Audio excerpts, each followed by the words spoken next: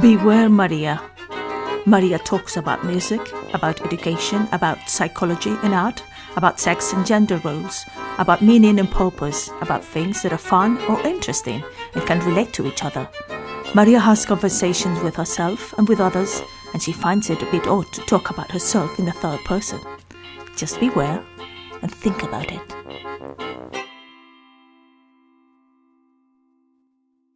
We are here with Alexandra Edwards, who is alias, her is Ishti Yogini, a shamantric, sorry, I'm going to start again.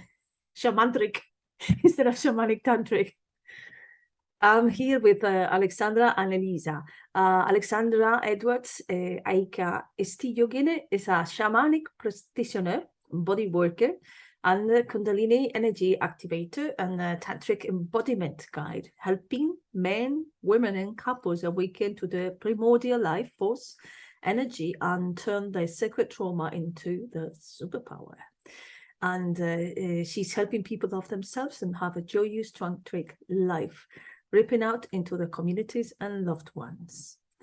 And Elisa has said to me that she doesn't care about how to present her, but Elisa has been cooperating before. So for what I know about Elisa, which is a lot, I'd say she is a brilliant relationship coach and a tantra coach and a belly dance teacher. Elisa, is that correct? Or would you like to add anything to this? Yes, it's correct. Thank you. It is correct. Okay. So we are here to discuss something I saw in various papers, and it's come out just a couple of weeks ago. The article says, on the Mail Online, number of lonely single men is on the rise as women who, with higher dating standards, look for partners who are emotionally available, good communicators, and share similar values, says a psychologist called Greg Matos. So Greg Matos said this. He's got a lot of repercussion also in Psychology Today. There is another article of the rise of lonely single men. And I guess I can't help but getting some kind of satisfaction in thinking that maybe women are having higher dating standards. But I would like to hear your take on this. Who would like to say something first? Alexandra, what do you think about this? Do you think that women are having the dating standards that are higher? I think definitely there are expectations that are arising within women. Even myself as a woman, I find sisterhood very challenging. So yeah, I feel that energy with women, but that's just a personal experience. So yeah, I do believe that there's too much choice. There's a lot of we've not been taught, first of all, how to hold relationship. There's lots of boredom that creates through lots of choices, and breakdowns of relationships seem to occur very frequently, and abandonment issues, and then in turn with that, there's some element of numbness that then one would create in themselves to then go and move on to the next. I see. I have heard a lot about this amount of choice. However, I think that because of the choice, that would apply to both men and women. We all can go to the dating app and everything. But what caused my attention is that they're saying men are lonely. Okay, for a lonely man, if we have the similar amount of men and of women, does it mean that there are also lonely women, but this is not on the news? Or the women are not lonely, they are alone and they don't care. Lisa, what do you think about this? Well, why is it lonely men? But does it not mean that they are also lonely women, or not necessarily? Well, I asked myself the same question when I was reading that article, because in theory, as far as we know, normally the population is majority females. So if there are a lot of lonely men, it would mean that there are also the same amount of lonely women. Yeah. But I don't know. I don't know why they're in particular just putting the emphasis on lonely men. But what I would say about higher expectations from women, or the kind of qualities that women are looking for in men right now, is, I don't know, I it might be a bit controversial, my view, but I have a lot of compassion for men in general, because their role has changed completely. I mean, up until 20, 30 years ago, what women wanted from a man was that they could provide financially. So this thing of us wanting them to be good communicators and to be emotionally available and all of that is fairly recent, because we can provide financially for ourselves. Now we start looking for other qualities, right?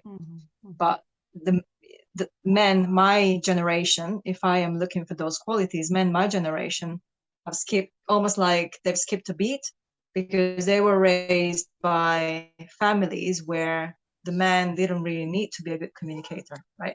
So they didn't really have a chance to catch up with the needs of women. So I do believe that they do need to step up, but there's also a need, I think, for women to be a bit compassionate and understanding that, the world has changed quickly around men as well, and they're just trying to catch up now. And oftentimes I think let me say, almost like the performance anxiety is too high, and so they tend to collapse, men, because the expectations are so high on them. They tend to collapse. So they choose, okay, then whatever, I'm just gonna be lonely because what they ask of me is just too much. And that can only be solved with a little bit of compassion from our side, really, and helping them, because it's not all of these qualities that women seem to be seeking. They're traditionally a bit more female qualities. So if we want those qualities in men, we kind of have to help them come on board. And I think there's a problem with the dating apps, because if they don't have that quality, they are going to find it harder to approach in the first place. And that's why you get these messages. I've been in dating apps, and you get, "Hi, how's your weekend?" I mean, like messages with not much content, and like not very inviting. So sometimes it's not that. I also see what you have said. I see that, like, if there are lonely men, that means there are women who also are single. I reading a little bit more, they talk about that apparently, statistically, or studies show that men are happier in a relationship. So if they're single, they feel lonely, like there's something missing, or there's something that they don't have that they would like to have. But women are happier when they are single. So they're probably single women, but not lonely women. Like they're women who have given up on having a relationship, and they're fine about it. And it's the guys who are not fine. I don't know. What do you think, Alessandra, about this? Are we happier? According to what I've been checking, reading studies, there are more women who are just happy to go on without partners and not call it lonely. I feel, again, I don't know if this is true, but there's shadow aspects to having pleasure, women having pleasure as a birthright, and feeling a little shame attached to that. So yeah, happier women single, I believe that they would be much happier because they get to have a plethora of experiences and pleasure, which is natural and divine. And yeah, I think men project, I don't know if this is true, but there's a little bit more of, this projection of needing that relationship, and a bit more added shame to the idea of, to be in that sort of unit, that couple, whereas, men on their own, they're lonely sort of men, they tend to maybe get into a pattern of habitual patterning of the way they masturbate. Let's just go there.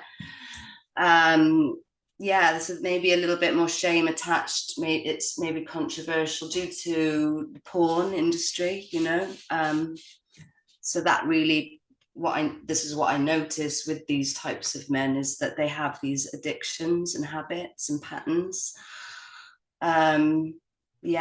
That's again just a noticing of men and women on that that idea. But again, I work with a lot of men. Men were originally my base clientele, and yeah, I have some women and couples. So yeah, it's very interesting. I'm dealing with this type of person that comes through, and I have, like I said, I have so much compassion as well for men. I can really support it until I've, you know, at a point. So yeah. Okay, until it comes a point in which is enough support. Yes. I'm not supporting anymore. So from your both different for your training in coaching and relationships in China for both of you and in Tantra, what do you think in general men would benefit most from in their relationships? Anyone? Elisa, do you want to say? Can you repeat the question? Yeah, what do you think men would benefit more from your perspective as a Tantra and a relationship coach? I think they would need to do the work that they don't seem to be doing right now, because if you look at the self-development containers, they tend to be mainly populated by women, although there are a lot of men's circles that are popping up, thankfully. So I think that's what they would need, I think. And in particular, get together, finding, you know, men's circles that are led and facilitated by, you know, men who are, you know, therapists, psychologists, or whatever, where they can do the work that women have been doing so far and try to catch up, because it might be beneficial, I think, to find themselves in a men's circle, being facilitated and led by somebody who teaches you basically how to express your emotions, your feelings, what you're going through, etc. Because otherwise it's something that I guess men don't really have the space to do, whereas women will find the space for that, right? Even just a coffee with a friend becomes this coming together and sharing emotions and feelings, which is what women seem to be wanting from men. But if two men get together and get a coffee, they're not going to talk about their emotions, because it's not something that they would do.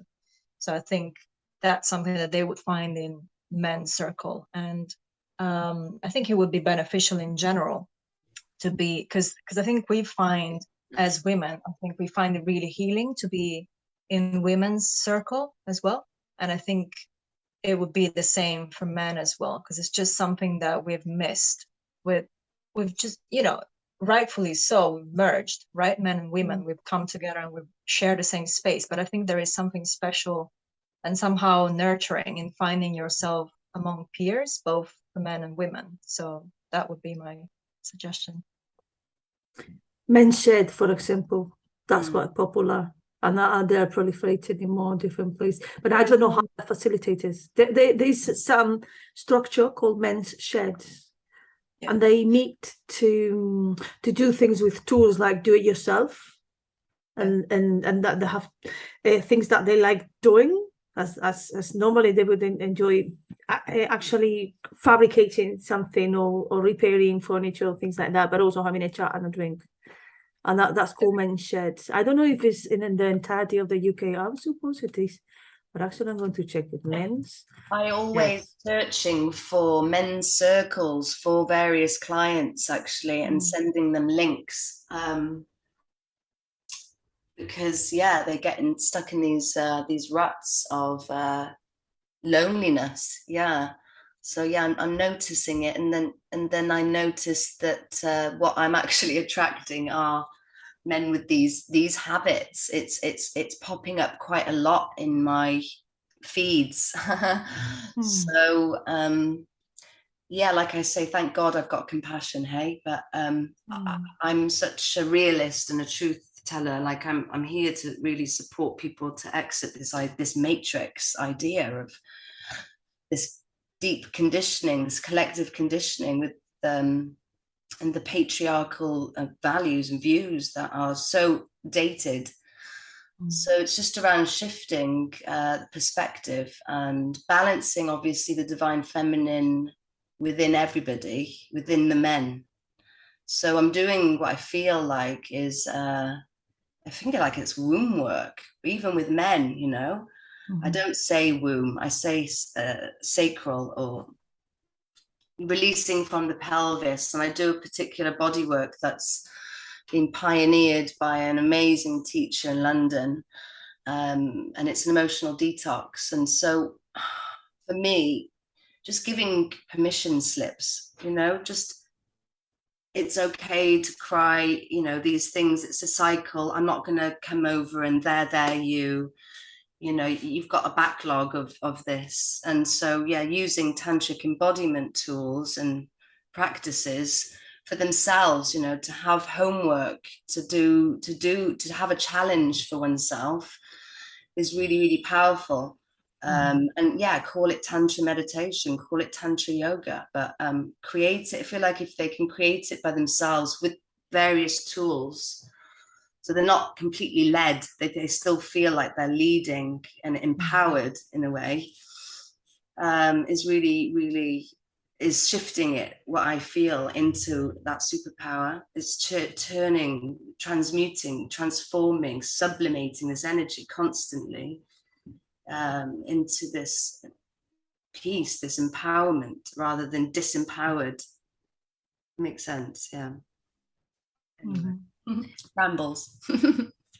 I have been checking this Men's Shed Unfunded, the community spaces for men to connect and converse and create, and they do a number of activities, and these are all over the UK. You can go to mensheds.org.uk. There's also one called A Band. Called what? There's one called A Band of Brothers. Abandoned Brothers. Oh, never heard about that one. Let me check.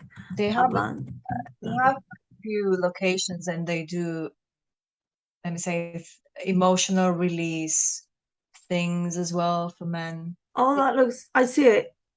I see it. Learn about Abandoned Brothers from the young men and mentors in a short video.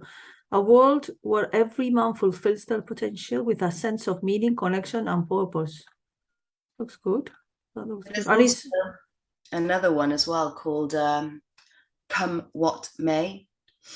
Come What May. Come What May. It's a platform. It's a men's sexuality movement. So get to hear, again, men's podcasts. You can join online circles. Yeah, it's an outlet for men and education around sexuality. It's amazing. Yeah. Okay. So we're giving 3 resources, men who are listening to this. And then finally, I wanted to comment on this. The guy who has done this publication has received a lot of hate mail. Wow. Why? Why this? Shame. That's Shame. The men's shame of that. Is he getting the backlash from men? I'm curious. I'm reading it. There's a clip in TikTok, and he says, why? I'm doing all this is asking you to be the best version of yourself and inviting you to just be the best version of yourself. And he got a lot of hate mail from other men. I would be curious to see how it was, but I don't think he's going to share it. Elisa, what do you think about this? Hate mail from other men? He said society fails to teach young boys the importance of communication. He says that in public, and then he gets hate mails from other guys. There's fear. Well, yeah. It is just, you know, attack is a form of defense, right? So they're getting defensive because they feel that there might be something right that this guy is saying, but that they don't have the capacity, I guess, to address it in themselves, right? They don't know where to start from. So they get defensive because they feel that they're being kind of like one of their deficiencies, let me say, is getting illuminated, right? But the only way that they have is to attack the person who's illuminating that deficiency. So, and also I think maybe some unhealed masculinity or is just oozing out, right? Projecting out. Yeah. Imagining that they think a man who does that is a pussy, right? In their minds, right? For some of them. And they're cringing, really, Yeah. and they're just expressing it in that way that they know how, which boys knew how, which is kind of this aggression, this, and then actually it's hiding what is it hiding underneath all of that, which I believe is deep sadness and more of that idea of that loneliness, and so yeah. And women, what do you think then, looking to the future, moving forward, what do you think should be the future of masculinity? Oh, that's $1 million That's a question. big question. That would take us another show, but I mean, for women to tap into their inner masculine would be amazing. If you want to join in with me, because the way I speak is kind of like I have these little outbursts, and I'm like, put me in a woman's circle, and I'm the same. I've got big ideas, and then I'm very inward. But yeah. What would I think? Yeah, the inner masculine. What do you think, Lisa? The future of masculinity with regards to what the changes that we're experiencing now and the decline of patriarchy, hopefully, I would say. But that's a very intentional question. Well, there's a rise, isn't there, of us women that now have the inner masculine, I believe, really helps balance our inner polarity. Is when I got into a relationship with my masculine energy, I could hold myself. There was more balance here. I'm ready to step out. I'm here to rise. I'm succeeding. You know, there was a level of maybe the toxic feminine in me was not allowing me to shine, or I was dimming my light quite a lot. So well, I'm talking about inner masculinity at the moment, which is I feel for the divine feminine to rise within the collective, we'd have to own our inner man. And that's just what I want to say on that. But Elisa, do you have something else to say? No, I think I was just nodding heavily because it is very unusual, right? Because we talk a lot about the divine feminine, we need the divine feminine and all of that, but like you say, what we have to do is also think about the inner masculine and masculinity itself within us, because it's not all about bringing the divine feminine, because then the divine feminine needs a container, needs stability, needs the grounding, the holding of the masculine. So we might as well bring in all the feminine. But then if we got rid of the masculine completely, that's just going to become toxic. Oh my God, I've seen so many coaches when I was doing my research for my character, Dr. Mario, and saying things like that, like it's like enhance the feminine. It is wrong to say this, it is wrong to do that, and just only be in the feminine all the time and cut off the masculine, because otherwise men won't like you. And there is a trend. There's a trend of women following these, and you have to be soft, and you have to use your voice like this, and you have to blah blah, and you have to dress that way so that the man likes you. So it's like all your life is about the man liking you, when we know how happy some single woman can be.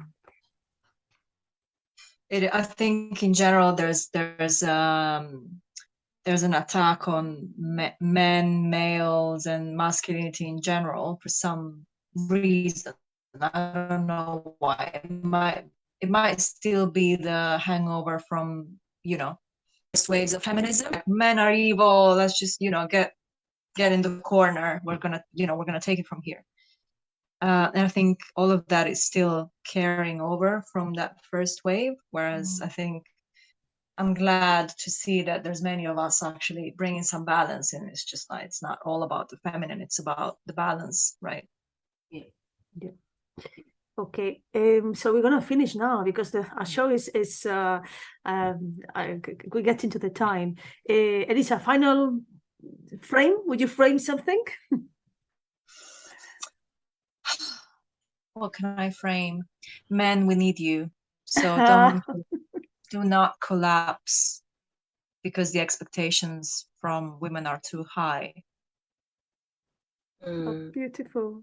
And men, if they can tap into their inner feminine and be soft for their women, that would be really divine for us. Yeah. Beautiful, beautiful. Thank you very much to both of you. Now I'm going to leave you to finish with a song by Jeremy Allingham, Find Love. Have a good day.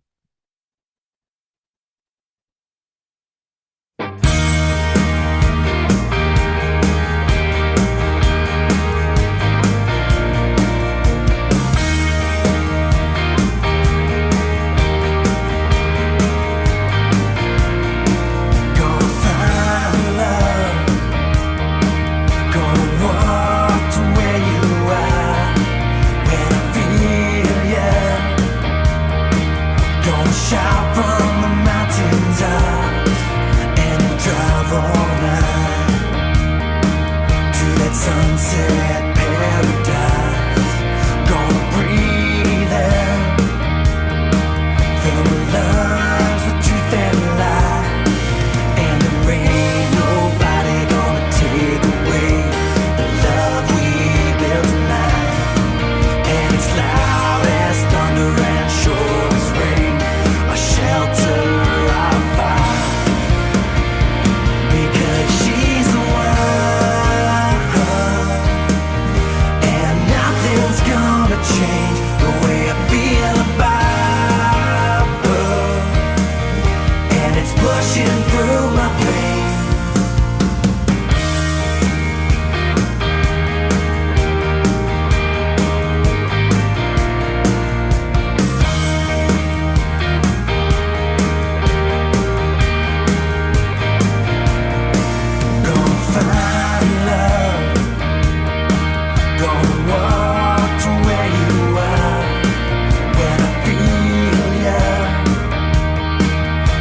Shout from the mountain tops and drive all night to that sunset paradise. Gonna breathe in, fill my lungs with truth and light, and there ain't nobody gonna take away the love we built tonight. And it's loud as thunder and sure as rain, a shelter of fire, because she's the one, and nothing's gonna change the way I feel about her, and it's pushing through my veins.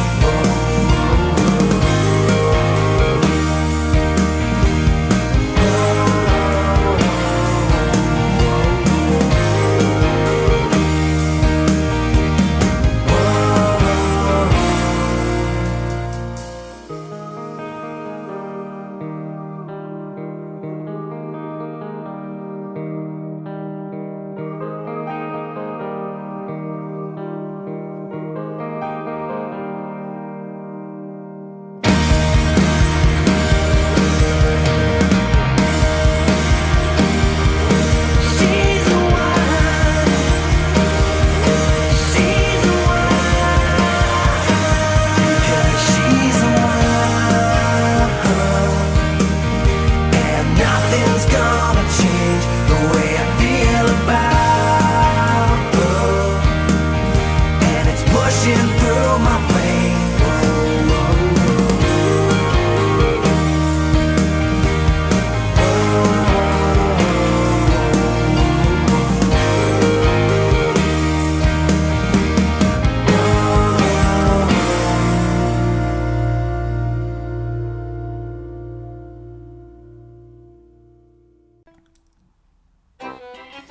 This has been a really good chat, and when we finished, we have been continuing chatting together for more than the time that we've been recording. And we have decided that we will keep in touch with each other, and who knows, maybe not a lot of time further in the line, we'll be doing something together again. And before I go, I want to leave you with a quote that stick to my mind as I was browsing for preparing to this show by Leo Christopher, that says, vulnerability is the essence of connection, and connection is the essence of existence. Have a good week.